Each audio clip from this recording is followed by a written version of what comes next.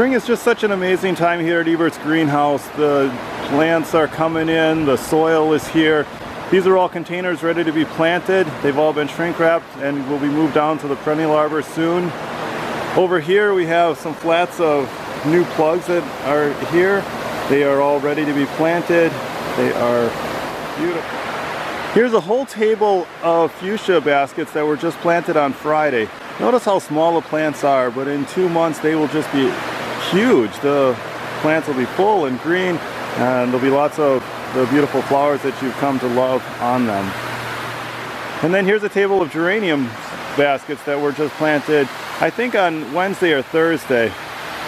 Notice the small plants, the leaves are growing. When the plants are young, they spend a lot of time focused on sending roots downward rather than leaves upward. As soon as the roots hit the sides of the pots, then that triggers the plant to start upward growth. And that should happen here in the next day or two. So the plants are already significantly bigger than they were when they came out of the plug trays. Notice how there's actually some that are starting to bloom already. And in the next week or two, we'll come through and we'll just prune off all the blossoms and take off some of the bigger leaves. This will force the plants to send out more branching and send out bigger and better flowers. Some of you might be wondering what the yellow paper on a stick means.